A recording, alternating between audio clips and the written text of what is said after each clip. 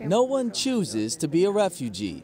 Melanie didn't choose, but she's been a victim of bad luck. She arrived in Rome 3 years ago as a tourist from Dublin, and her life changed overnight in the Eternal City. I couldn't go back because, to put it nicely, as a result of all the mess there is in Venezuela, the Irish government decided to close the borders by beginning to request a visa that we had to obtain in Venezuela. At that time, I was traveling here as a tourist, which is why I couldn't return to Dublin, and returning to Venezuela was risky. 2 backpacks. That was the baggage she brought to Rome and became everything she had. Her whole life remained in Dublin. I remember that when I was studying at a Jesuit university, someone had told me about an organization that works on the border between Colombia and Venezuela, helping Colombians who flee from guerrilla warfare and are looking for shelter in Venezuela.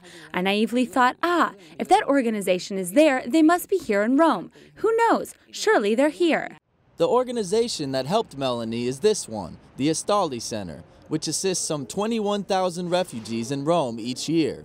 This center also helped Mirra. She didn't choose to be a refugee either, but being so young, knew she had to flee the Democratic Republic of the Congo. Coming to a country where it's cold, you don't know anyone, and you don't know where to start. I always say I left all my dreams behind because I thought of doing something else in life. I had other projects, other dreams, other things to do. It's not easy. The war in her country is recognized as the worst armed conflict since World War II, with a death toll of 5 million. Because of the difficult political situation, because of the persecution, and for many other reasons, I had to leave the country. Unfortunately, I had to leave my 2 children, my mother, my brothers. That was the hardest part. When you have to do it, though, you do it. You think, I saved myself to be able to save my family, my children above all. Both women participated in the presentation of the World Day of Peace message, and both have their own message for those who believe building walls for refugees solves something. I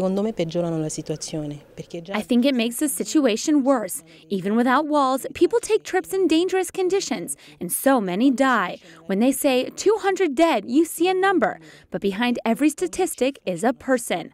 If they build walls, it will be worse, because the more difficult things get, the more people search for another way to come, even worse than those that exist now.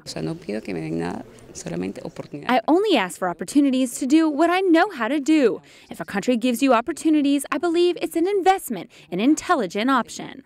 There are more than 65 million refugees around the world. None of them choose to be one.